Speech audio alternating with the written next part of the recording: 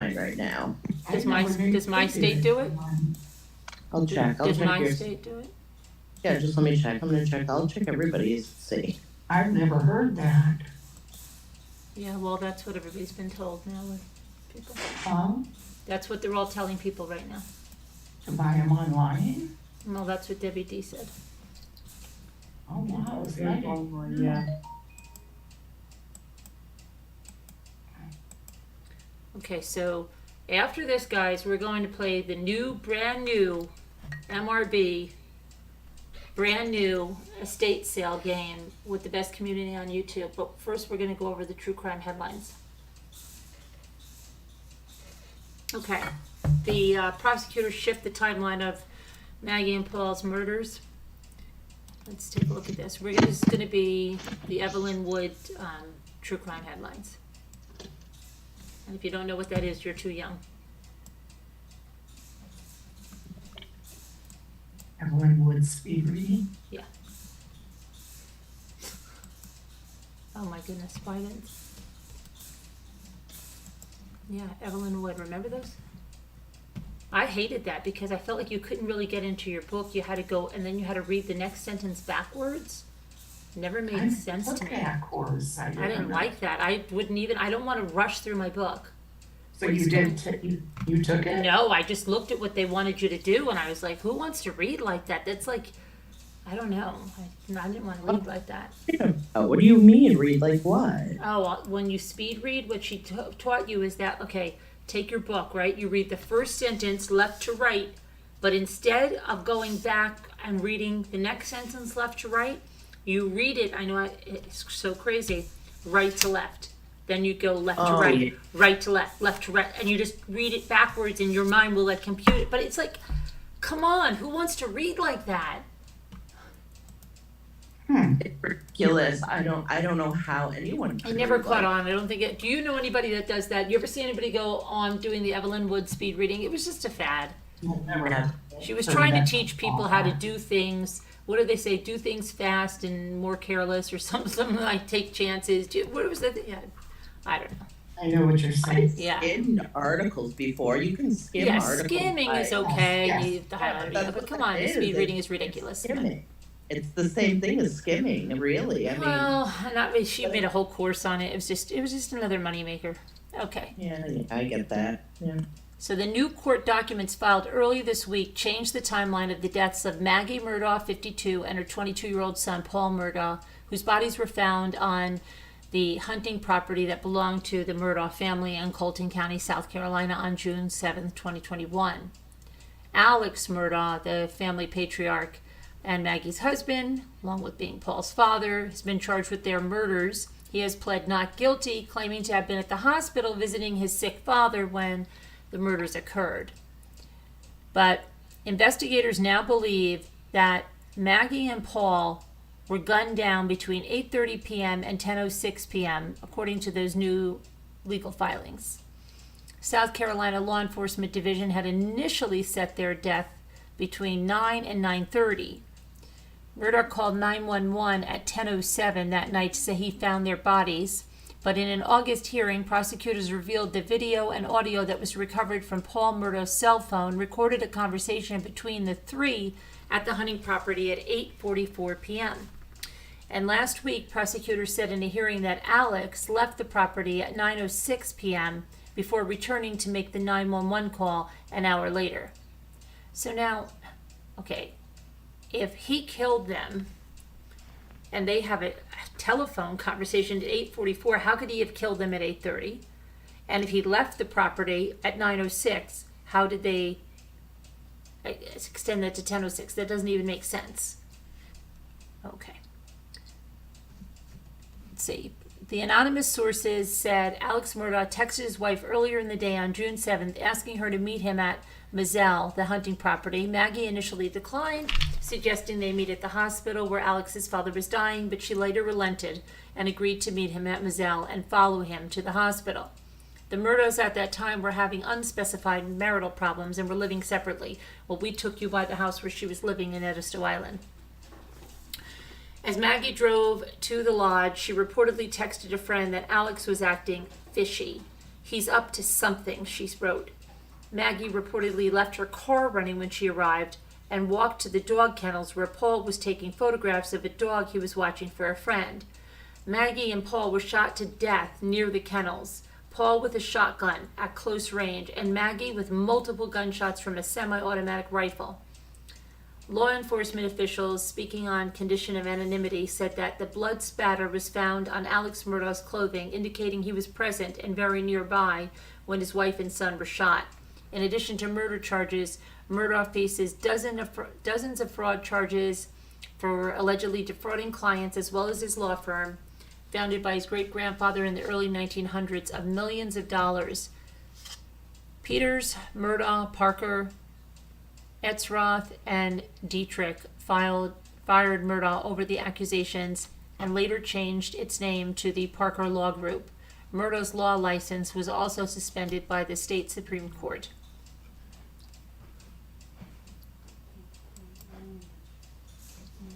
Okay. And close. It's my dog's. An Alabama man has been charged with capital murder after he shot his estranged wife on Saturday night. Limestone County Sheriff's Office said Tracy Lynn Allred had already been taken to the Athens Limestone Hospital by witnesses when they arrived shortly after 10 p.m., but she was pronounced dead at the hospital. Other witnesses identified Vernon Lee Allred, 55, as the suspect. Wow, he looks scary. And deputies found him hiding nearby with a murder weapon and took him into custody. We wish to express our sincere condolences to the family of Tracy Lynn Allred in this time of loss, said Sheriff Joshua McLaughlin. Thank you to the Athens Police Department and the Tanner Volunteer Fire Department for their assistance on this case. I would like to commend the dedication of the deputies and investigators who worked quickly to resolve this tragic case of domestic violence. Allred was booked into the Limestone County Detention Center. That's great.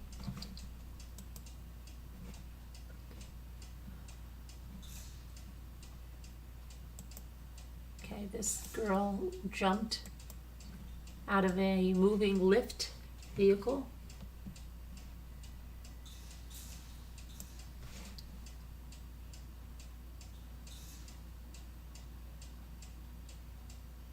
North Carolina teenager leapt from a moving car when she feared she may have been drugged by a Lyft driver. Isaiah Bowden, 17, said the driver first made inappropriate comments about her looks and that he'd date her if she wasn't so young. And then he sprayed something in the air multiple times. How many boys flirted with you? He said that right away, she said. If I'm riding with a stranger, I'm always nervous, but I knew this was different. I knew that I wasn't going crazy or anything. I knew that my body has never felt like that before. I've seen a lot of this, so I know I was feeling drugged. Bowden said she felt dizzy and warm after the driver sprayed the unknown chemical in the air. When I got in his car, it did smell like cigarettes. So when he sprayed one time, it was already like, oh, it no longer smells like that. But for you to keep spraying it, then roll up your window, how do I know it's not about me being nervous or anything? I'm just I know how it made me feel. I was very scared, but then again, I was more so I'd rather get out of this car than fall asleep in a car with this man I don't really know. So she opened the door and jumped. Bowden said she lost consciousness for a moment until she came to on the ground. The Lyft driver, she said, turned around and came back, but pretended he was just a bystander and called 911. Bowden was briefly hospitalized with minor injuries, but is now back at her home. Lyft said they've removed the driver across the Lyft platform and would assist in any investigation, but Raleigh police said no charges were being filed. Bowden said, it doesn't really bring peace to me at all. She said the Lyft issued her a refund for the drive, but she doubts she'll even take a ride share again.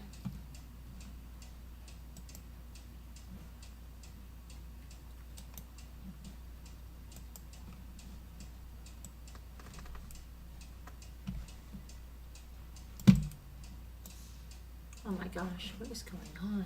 We're not looking at houses now.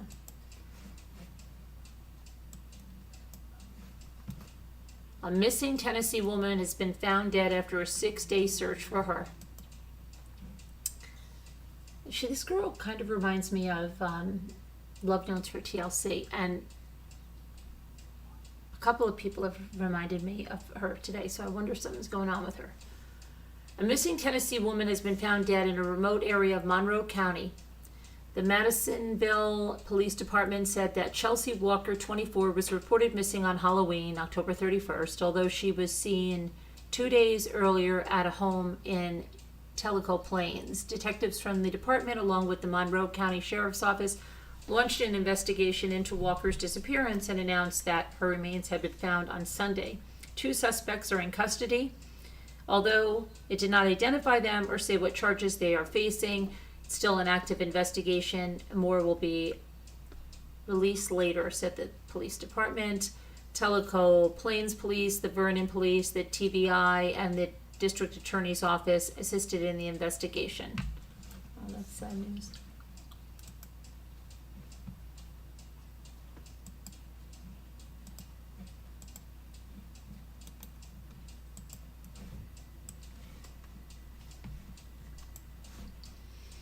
Pennsylvania man shot and killed 3 people on Saturday morning before he was killed in a shootout with state troopers. Lyncoming County officials say that Brian Taylor, 54, killed his wife, 60-year-old Linda Taylor, during a domestic altercation at their home, then fled along Route 118 towards his sister's house nearby, shooting a passing truck on the way. Taylor fatally shot his sister, 52-year-old Andrea Meek, at the house, then fled her home on an all-terrain vehicle on Route 239. He encountered an acquaintance, 55-year-old Jerry Zering, who he also killed. Police say Taylor shot at multiple houses and moving vehicles between his house and the fatal shootout. He hit 3 vehicles and damaged some homes, but no injuries were reported. Police say the troopers involved in the shooting have been placed on administrative leave for the duration of the investigation.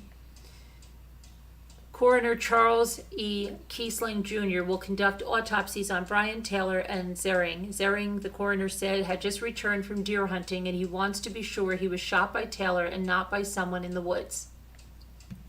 That's so odd.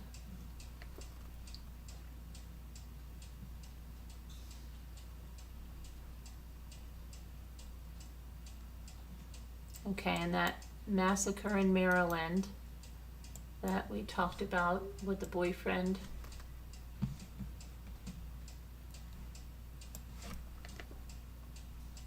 A Maryland man came home Saturday to find his family dead in what authorities described as a murder-suicide, which involved 5 people. It happened in La Plata, Maryland, about 35 miles south of D.C. Police allege that 28-year-old Andre Salas shot and stabbed his former girlfriend, 21-year-old Sarah Mann, her brother, 18-year-old Kai Mann, their mother, 48-year-old Sunny Mann, and 23-year-old Javon Watson, a family friend. Investigators believe that Salas shot himself following the murders. He did not reside at the residence but had lived there previously. Darren Mann, Samala Mann's former husband, discovered the deaths after he returned home from work on Saturday afternoon. Police responded to the scene at 4 p.m. Salas and Sarah Mann had 2 young children, a 2-year-old and not even a 1-year-old, who were found physically unharmed away from the scene. Oh, so those are the 2 kids. They were the kids of the girlfriend and the boyfriend, now both parents dead, and the maternal grandmother dead. Records show Salas had been prosecuted for domestic violence in 2021, but the charge was dropped because the petitioner did not appear in court. An unidentified person also had secured a restraining order against Salas around the same time. One neighbor said they had observed physical arguments involving Salas and Sarah Mann, in addition to Salas and her father, Darren Mann. As news of the mass killing spread in the community, neighbors left flowers in front of the two-story brick home. A GoFundMe account is also raising money to pay for memorial costs and to help raise the surviving children.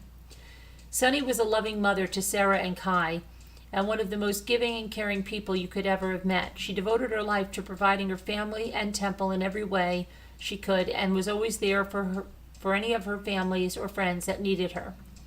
It continues that Sarah was also a loving mother to two beautiful children, Galen, 2, and Wesley, less than a year old, who are now orphaned.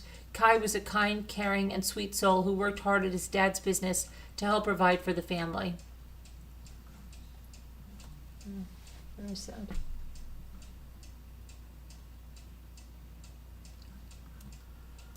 Okay,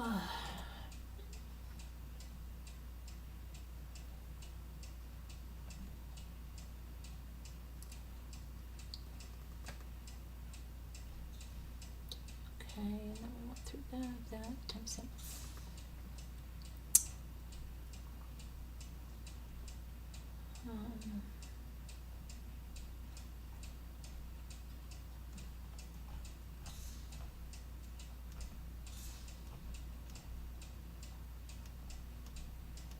Oh, here we go.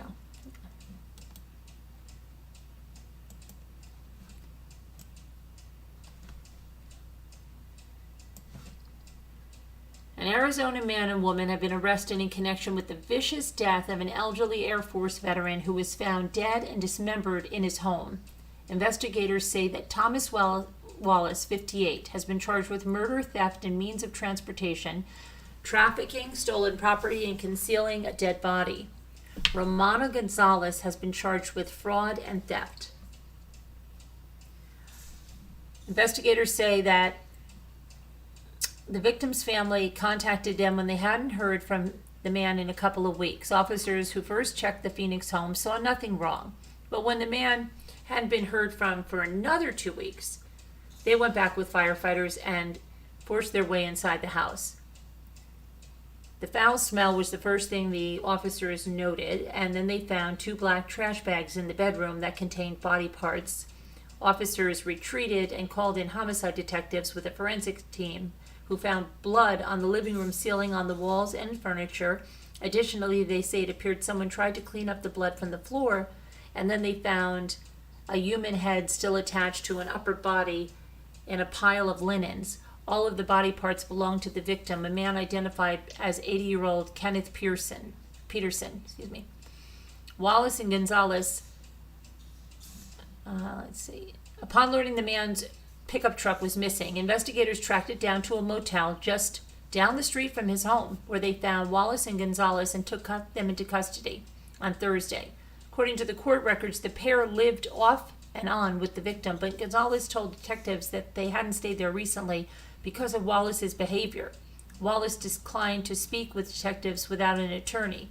Investigators aren't clear on when the victim was killed, but Gonzalez told them that she and a friend came to the house on September 30th and saw blood on the floor and later found his body.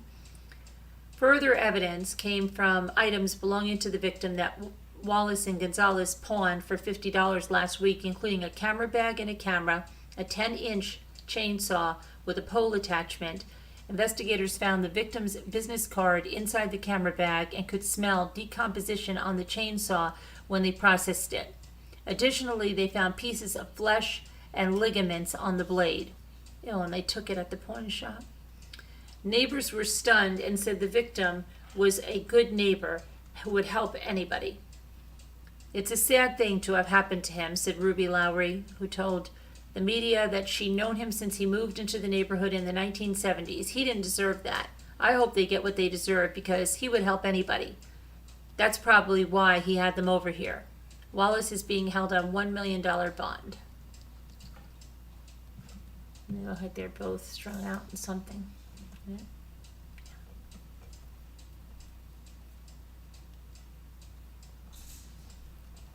Okay, let's go to...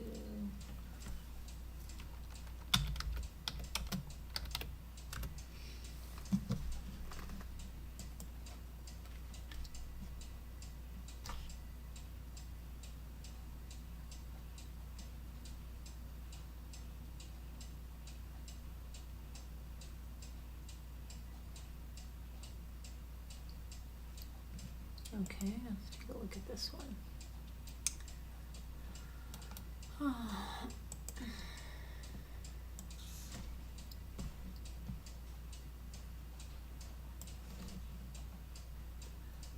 A New Mexico couple was arrested after allegedly stabbing to death his ex-girlfriend with a 3-foot sword and attempting to decapitate her.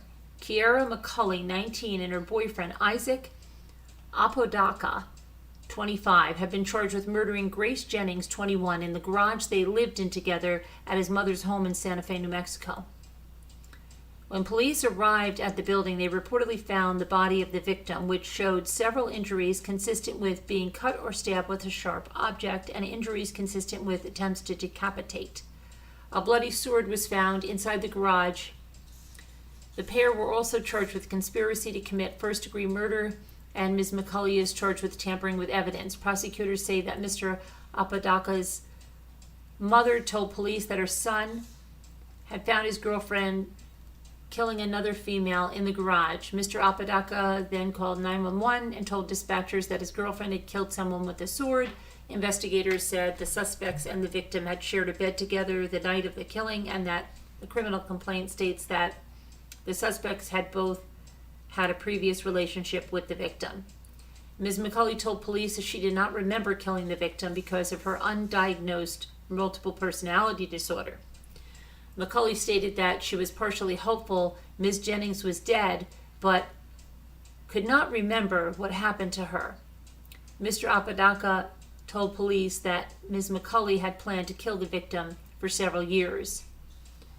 Police searched his phone and allegedly found messages in which the suspects discussed killing the victim. The messages described how Mr. Apodaca and McCulley would clean up the mess by using hydrogen peroxide and an ice washer to get it out.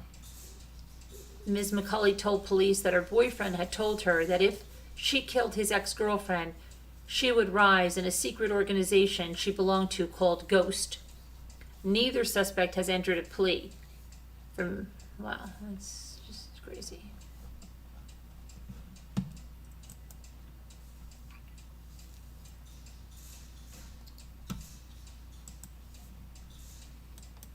And this is the couple, let me see.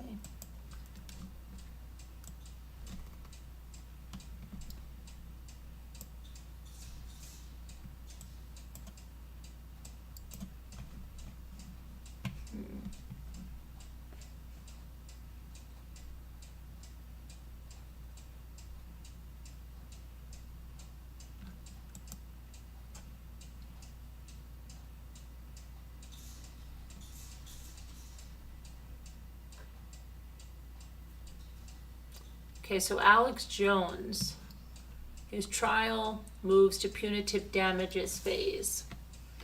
Let's see what's going on there.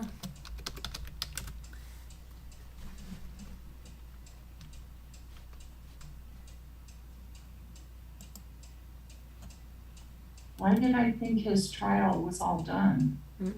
No, and he's got another one coming up too.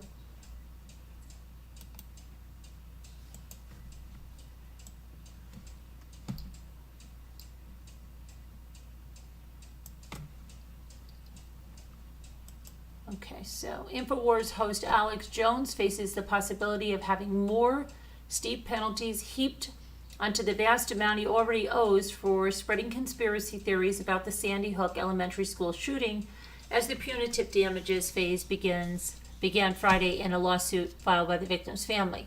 Connecticut jury last month ordered Jones and his company, Free Speech Systems, to pay $965 million to the Sandy Hook families for harm they suffered after he persuaded his audience that the 2012 shooting that killed 26 people was a hoax perpetrated by crisis actors. The jury also said punitive damages should be awarded.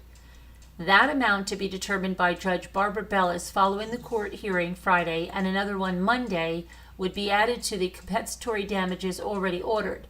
Friday's hearing, which was only about the plaintiff's legal fees and was held via a video conference, suggested a big additional penalty was possible for Jones. Both sides reached agreement earlier this week that the family's contract with their attorneys calls for them to receive 1/3 of the amount of the compensatory damages, nearly $322 million. If the judge approves punitive damages in the amount of the legal fees, that would increase what Jones and his company would have to pay the families to $1.29 billion. The plaintiff's lawyers in court filings suggest punitive damages under the Act could total $2.75 trillion based on a hypothetical calculation, but they have not asked for a specific amount. Justice requires that the court's punitive damages award punish and deter this evil conduct, attorneys Eleanor Sterling, Christopher Matty, and Joshua Koskoff wrote in the motion. Only a punitive damages assessment of historic size will serve those purposes. Jones's lawyer, Norm Pattis, has asked the judge not to award any punitive damages under the Unfair Trade Practices Act, saying, "Few defendants alive could pay damages of this sum. Indeed, most defendants would be driven into bankruptcy, their livelihood destroyed, and their future transformed into the bleak prospect of a judgment debtor saddled for decades with a debt that cannot be satisfied. To regard this as anything other than punishment would be unjust." Jones was found liable last year for damages to 8 victims' relatives and an FBI agent who responded to the school for defamation, infliction of emotional distress, and violating Connecticut's Unfair Trade Practices Act. On Monday, the judge will hear a debate about damages under the Unfair Trade Practices Act. Although punitive damages are generally limited to attorney fees for defamation and infliction of emotional distress, there are no such limits for punitive damages under the Act. All 15 plaintiffs gave emotional testimony during the trial, describing how they have been threatened and harassed for years by people who believe the shooting didn't happen. Strangers showed up at some of their homes and confronted some of them in public. People hurled abusive comments at them on social media and in emails, and some said they received death and are threats. In a calculation in a plaintiff's court filing, they said that Jones's comments about Sandy Hook reviewed an estimated of 550 million times on his and InfoWars social media accounts from 2012 to 2018. They said that translated into 550 million violations of the Unfair Trade Practices Act. If each of the 550 million violations were assessed at the $5,000 statutory maximum, the total civil penalty would be $2.75 trillion. They also said punitive damages for violations of the Unfair Trade Practices Law typically are multiple times more than the compensatory damages. Jones has said on his InfoWars show that it doesn't matter how large the damages awards are because he doesn't have the $2 million to his name and wouldn't be able to pay the full amounts. That contradicted testimony at a similar trial in Texas in August when a jury ordered Jones to pay nearly $50 million to the parents of one of the children killed in the Sandy Hook shooting due to his lies about the massacre. A forensic economist testified that Jones and Free Speech Systems, InfoWars' parent company, had a combined net worth as high as $270 million, which Jones disputes. Free Speech Systems filed for bankruptcy protection in the middle of the trial in Texas, while a third trial over the hoax conspiracy is planned around the end of the year. Jones has vowed to appeal all verdicts against him related to Sandy Hook.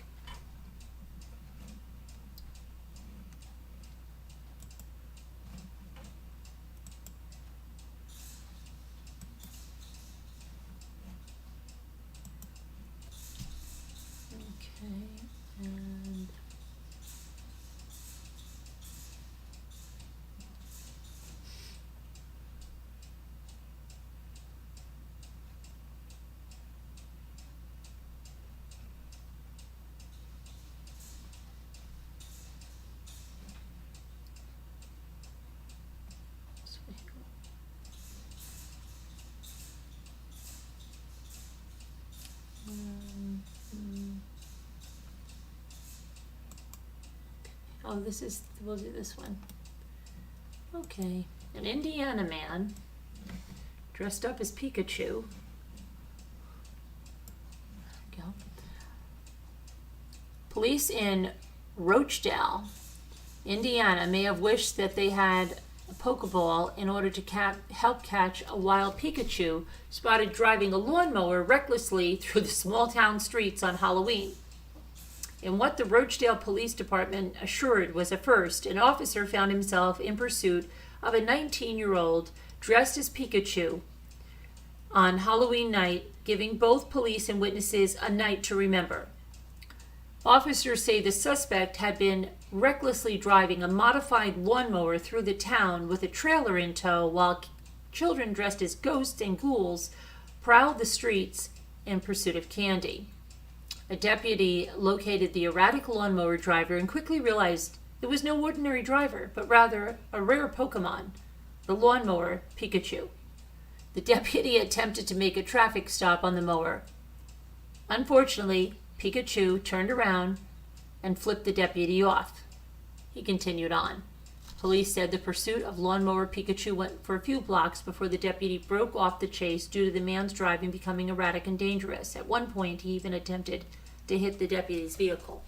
Police were able to identify the suspect beneath the Pikachu garb. However, they later arrived at his home where, after a brief scuffle, 2 officers were able to subdue him, no longer in his Pikachu costume, and they were able to take him into custody.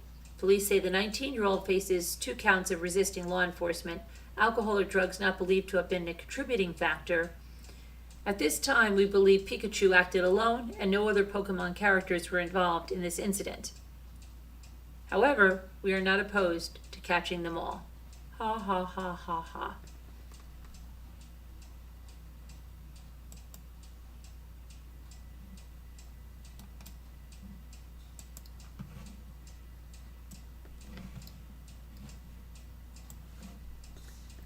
Anissa Weir, the teenager who was convicted in the stabbing of her classmate, was released from the Winnebago Mental Health Institute in Oshkosh, Wisconsin after 4 years.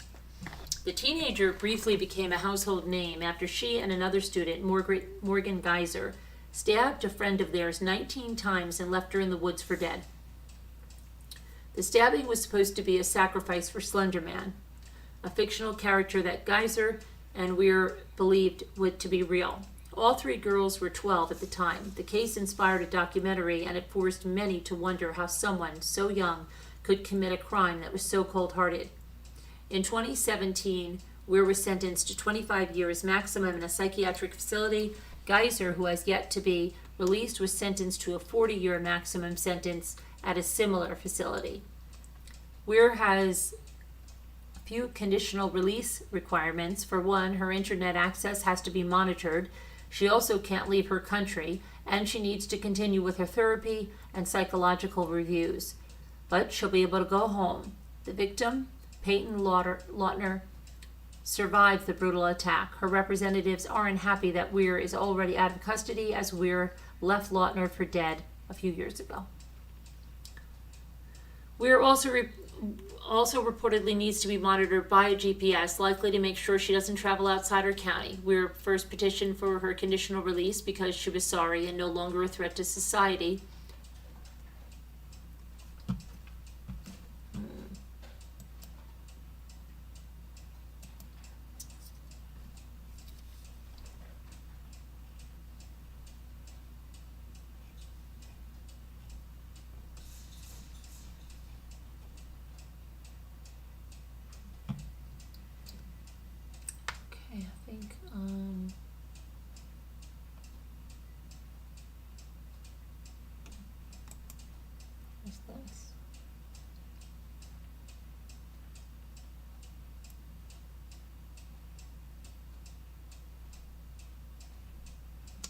We have a few minutes before our game begins. Let me just see one thing. Hold on.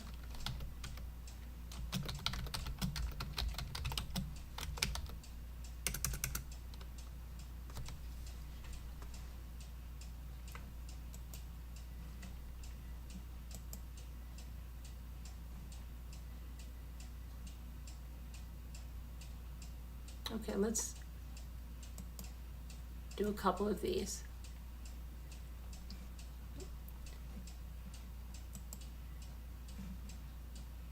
Oh shoot.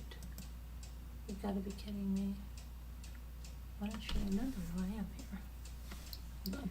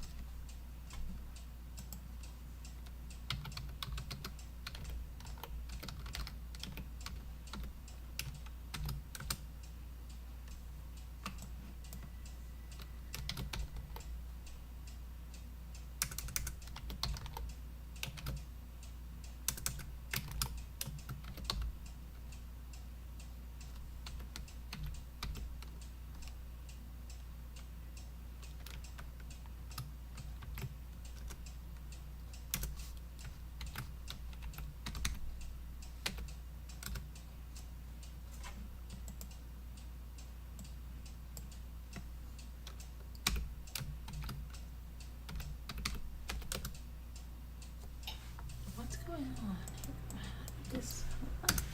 Why did this remember my password here?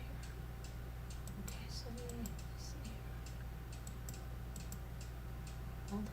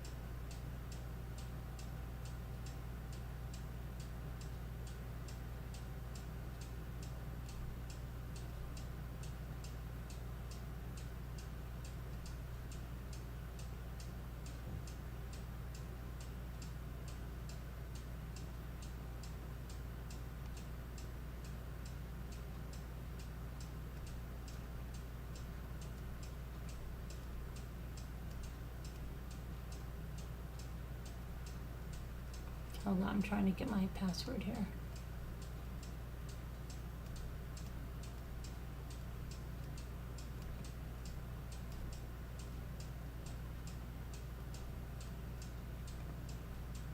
I don't know why when I had to clear my cookies, it shouldn't get rid of my saved passwords, but why is it doing that?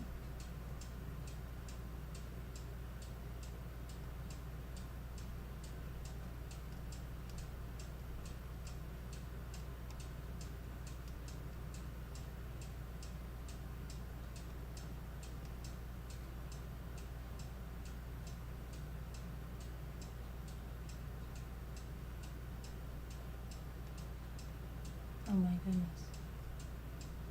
Hold on.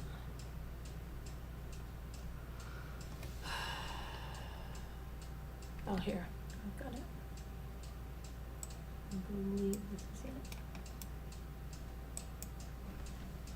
I hope it is, unless no, that's to the other thing. Hold on. Wrong one.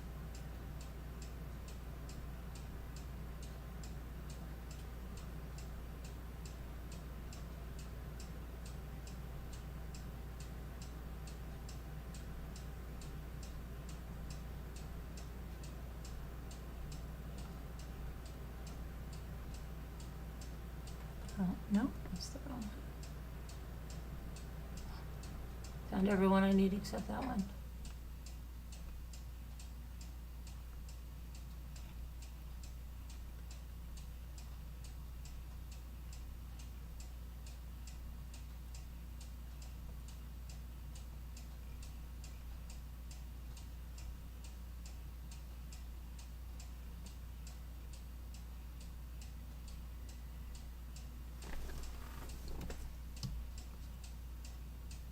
Alright, I'm gonna try this one. Hold on, maybe it's this one.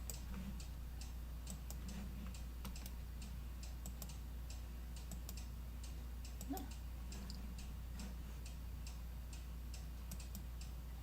Alright, I just don't know if I'm gonna be able to do that. Or maybe I can. Hold on a second. Do that. Why don't I just put my thing in?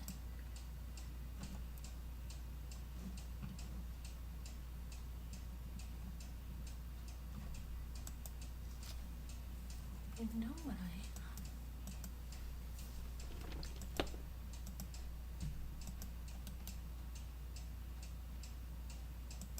show all saved passwords.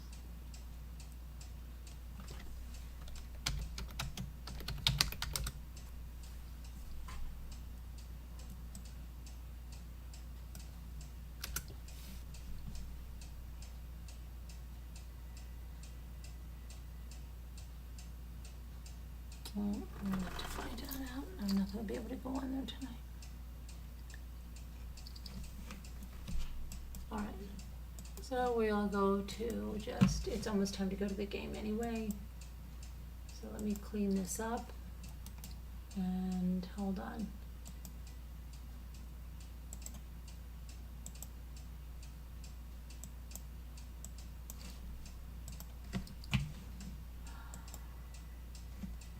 Let me close up these pictures because, Okay, I'm gonna try to get YouTube here on the laptop. what are you gonna do? I'm gonna try to, I have the chat up here on the laptop along with Zoom.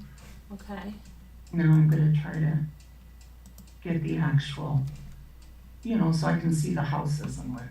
no, the estate sales.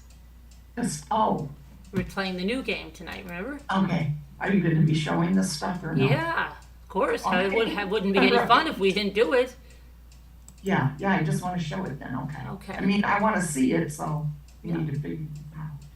Okay, so now everybody just stay where you are. It will redirect you. Just follow the instructions. Please do this right or you're gonna miss the game and then you'll be sorry. Oh, okay, all right. Oh, so look, we- Spanky Ham is here. Oh, wow. He is not evil. He made a mistake. What is he talking about? I think it- Alex the- Jones. Serenity Trek is here. Hi, Serenity Trek. He was talking about Alex Jones. Oh, really, Spanky Ham?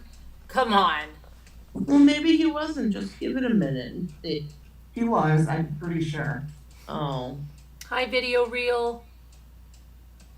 Come play our game, Video Reel. Hi, Carolyn P. Hi, Heart Made Wise. Yeah. You like more Pikachu-like stories? Okay, well, we're gonna play a fun game. Hi, Sassy. Debbie L. Hi, Liz Tops. Hi, everybody. Hi, Crafty Crafter on a budget. Hello, Barbosa. Let's go play. Stay where you are.